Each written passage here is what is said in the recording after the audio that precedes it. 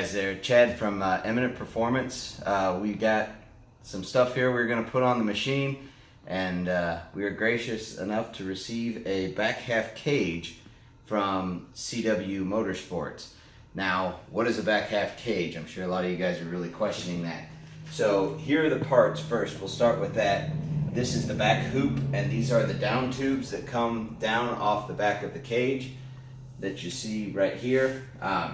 So a lot of you guys know that cages are very, very expensive. It's not uncommon for a cage to be well above $1,000 on the cheap side and up into the $3,000 and $4,000 range for some of the more pricey ones.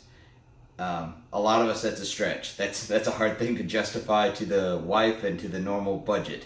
So what CW Motorsports has came up with is a back half cage, and it replaces this hoop that we have up here behind the driver's seat, and you can get it in different chop lengths. We went ahead and went with the 5-inch chop on ours, but you can also get it in a 4-inch chop. He puts factory bungs for the factory seat belts to mount in, and we opted to go with the Click 6 tabs also, in case we decide to go with Click 6 harnesses later on. You can get them without it too if you would like. That will make it a little bit cleaner look if you know that you'll never go with the Click 6. Looks like a pretty easy install. You guys are going to learn with us as we go, but it looks like all we're going to need is a 5/8 socket to get the factory seat belts off, a 15mm socket to undo all the cage mounting points, and a 15mm wrench to back that up on one set of bolts, and that should be it. So let's get going on this, and we'll show you guys what it takes to get it apart.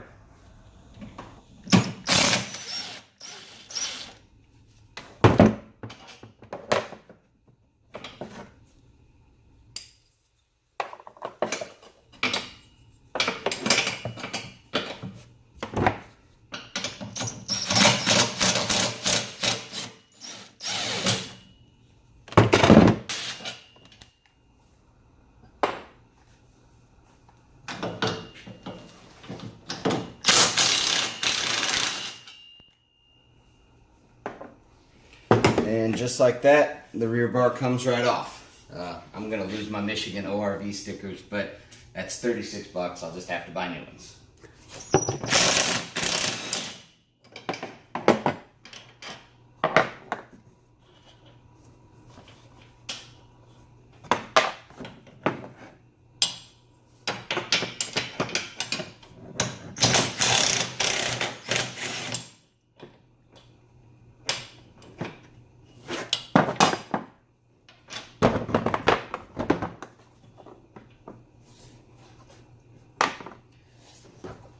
And back up here to get these.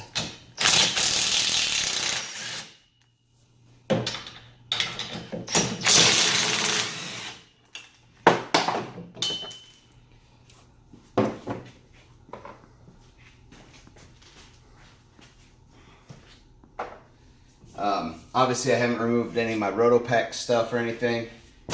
You'll have to remove your accessories if you have them on your cage. So now we have the down tubes off, the back supports there. We're going to remove the back hoop at the top from the forward bars here, and there's one on the inside. We'll do that on both sides.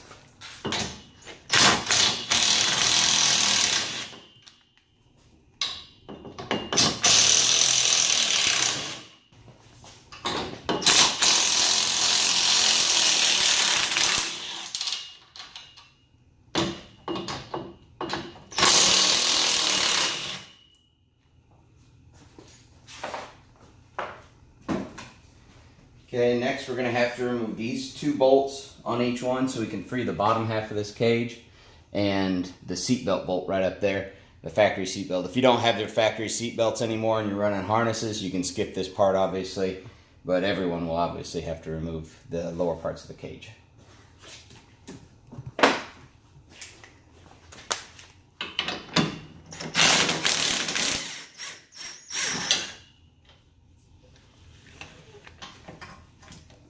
And there's no need to take the whole seat belt off. You can just lay it forward. Make sure you keep your nut out of there though. I don't think you need it for the next cage, but should keep it.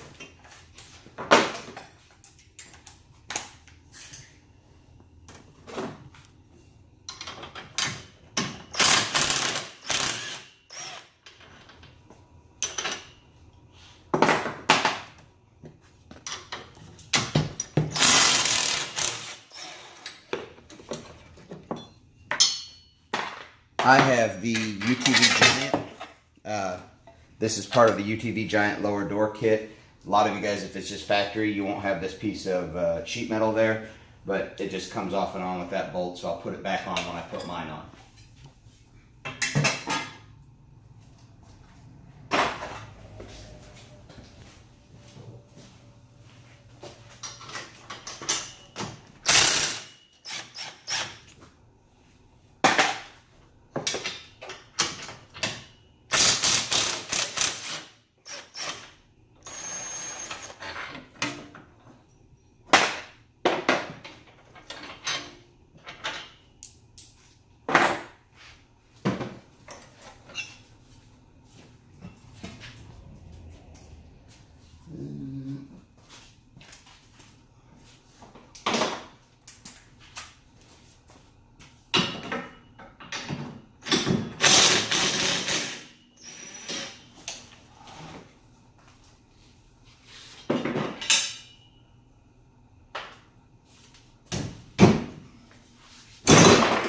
Give it a good shake, it'll pop out of there.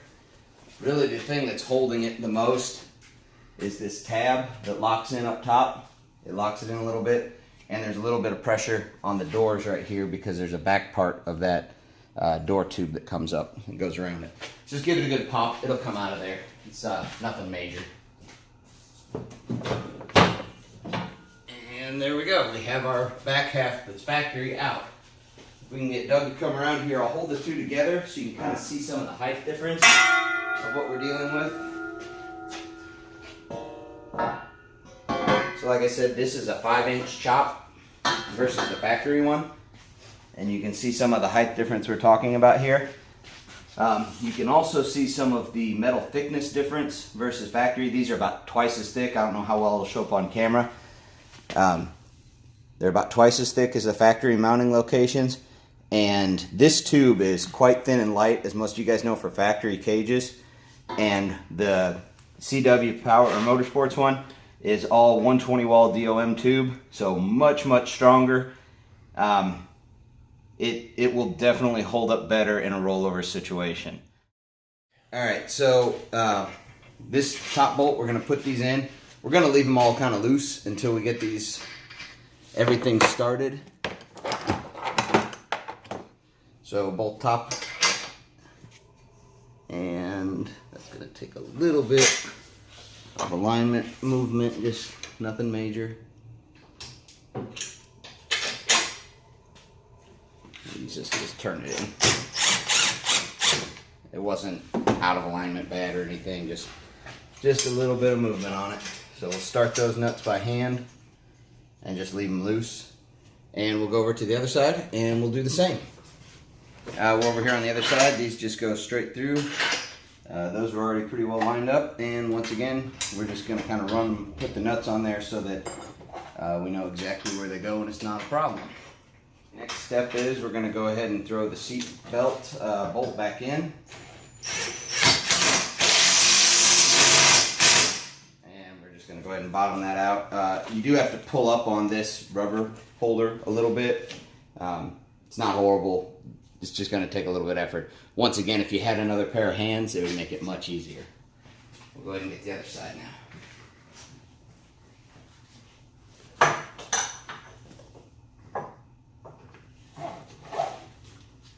You want to make sure also when you're putting this back in that you don't get the part of the seat belt that runs in behind the seat twisted, or the front, because you can easily get it back in and around the other side and you'll have a twist in your belt and it'll just make life harder for you.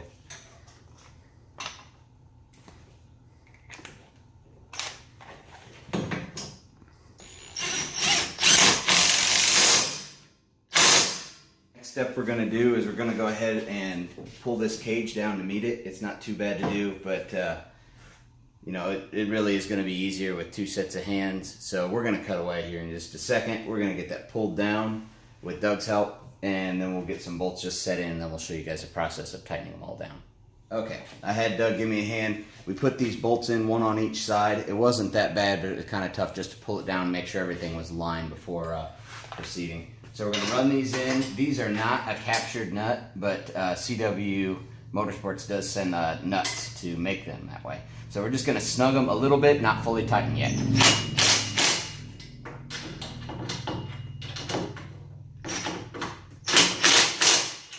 And we're not tightening anything yet. We're going to just snug those.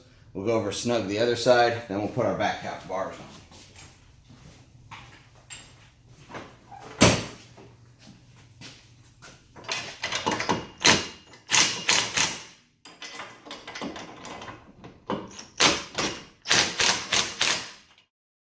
So these are the back half bars. There is a difference between your right and your left. I don't know if the camera will show it, but there's an angle on this one. When it's held straight, there's an angle on that one going down that way. So this is the right hand side one, the left hand side one sitting over there. It's really just a reverse process of removing them. You're gonna set it up in there, drop it in. I'm just gonna set these bolts in there with no nuts on just to hold it so I can, so it's not sliding down on me if I bump it wrong.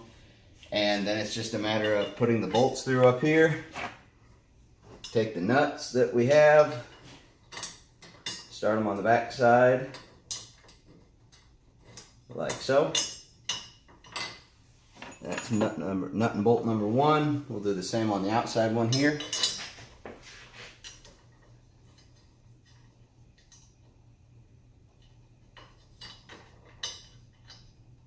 Don't cross thread them. There we go, we're good. And I'll grab my stuff, we'll tighten all this up. I'm gonna throw these nuts on this bottom side before I get too far into this, because that could be pretty bad if I couldn't get to them.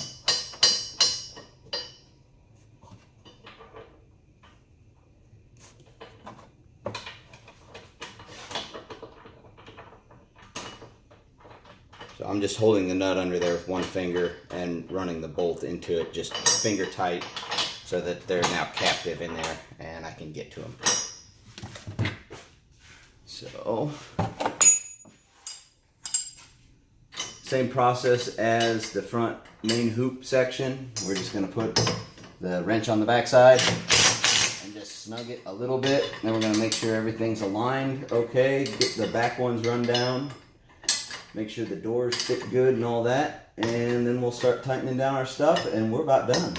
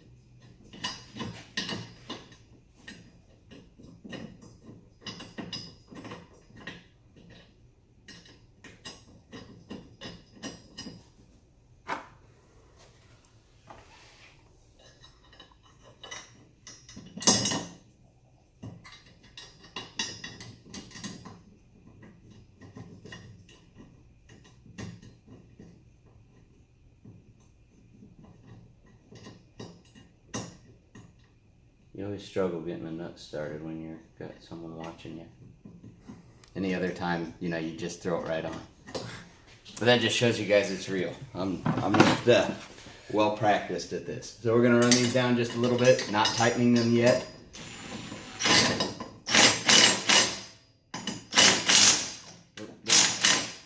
I over tightened that one, so I want to back it off so I can still move that bar around. Make sure I got everything aligned like it should be.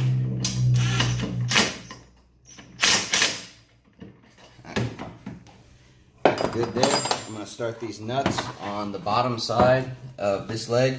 You guys see this wire? This is just my antenna wire for my radio. On my other cage it went up about there. I'll have to find a new mounting place. I may run it into the cage the same way, but I didn't show you guys that because there's no sense. Not everybody has that antenna mount.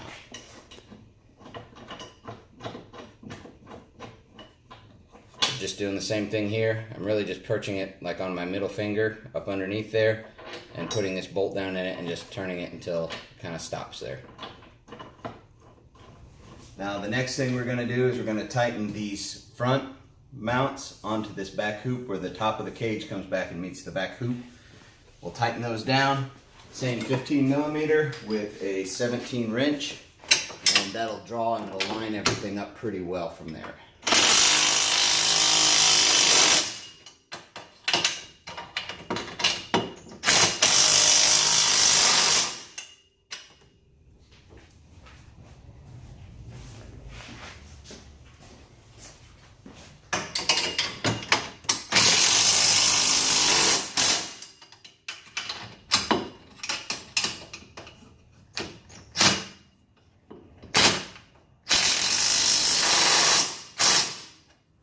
One ugga dugga of torque. That's a joke for you guys. I don't take too much serious. So, here you can see the cage height difference. I really like the 5-inch chop. We'll get the rest of these tightened up here in just a second, but I wanted to show you how much of a difference it is.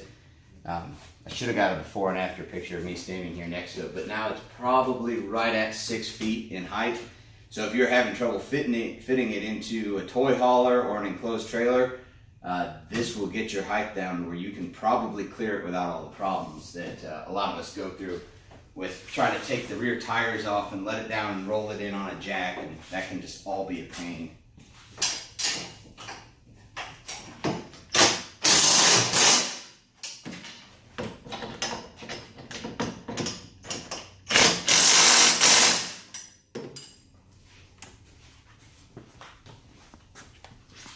And excuse my garage for being a mess up there. Any of you guys who really have garages know that they become a mess.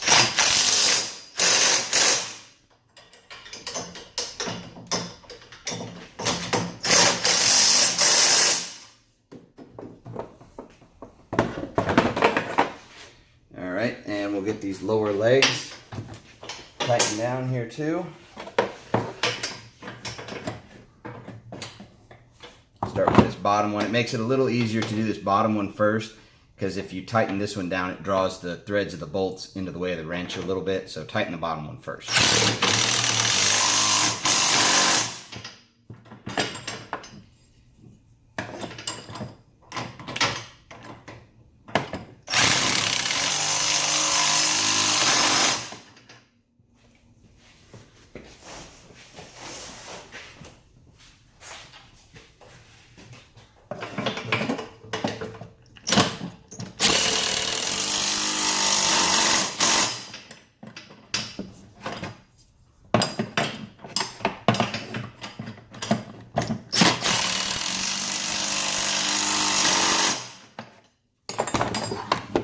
Okay, that gets that tight.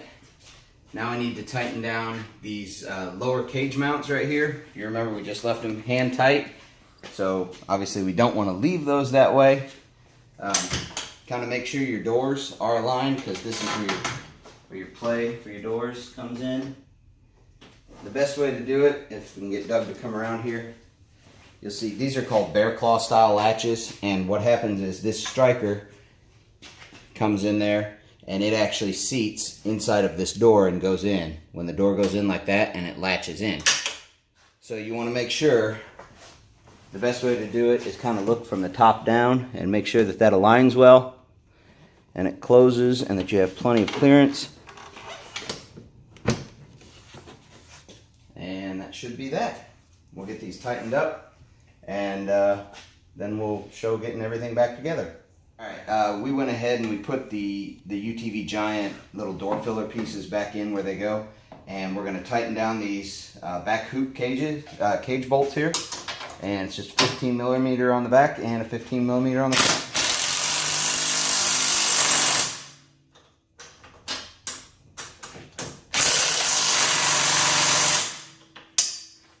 Go around and get the other side.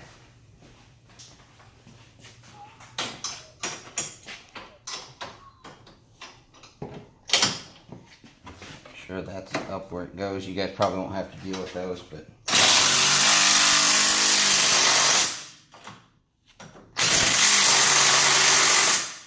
okay. And at this point, if you don't have a roof, or if you have something other than a Polysport roof, that'll be about all you guys will have for your installation videos. from us anyway. But we dropped the back half of the cage, put this back half in from CW Motorsports, dropped it 5 inches, much stronger now. I feel much better about this. Strengthened this whole back part that actually does protect your head. And I did some measuring, and on myself, I stand about 5'10", and with the helmet on, I still have like 6 inches of clearance over my helmet. So plenty of room for me. My son is 6'5". I had him sit in it and measured, and without a helmet, he's fine. With the helmet, it's getting a little on the tight side for him, but he'd still fit even. So even the big guys who are up there around 6'2", 6'5", you can still put this on. You'll still have room. So, yep, that's about all we got for you. We're going to go ahead and just pop the poly roof back on here in a second. And cage is all installed. You guys are all set. So, if you have any questions, get with Cody at CW Motorsports. He'll hook you guys up. He'll take your order on what you want. If you want the factory seatbelt locations welded in also, and the Click 6 tabs, you can do one, both, neither, whatever you want to do. If you want to wrap your rear harness bar for your harnesses, you can do that and just leave all your tabs off and give you a real clean look. So, thanks guys. I want to show you guys how easy it does fit with the factory roof, the Motorsport roof. Yeah, I know it's dirty. We got mud around here and it flings up on stuff. So, most of you guys know on the factory ones, the Motorsport roofs are not hard to install. They just slide under these clips here, kind of work it back. I'm going to step up into the bed because that's the easiest way to get it to pop down. Done sneezing. And all you got to really do is just give it a push, and she's down. And we'll take and run these same bolts back up in there that hold it down, and they're just little pins basically that line it up in there. And that'll get the Motorsport roof. And now you can see the full effect of the 5-inch cage chop and what it really looks like.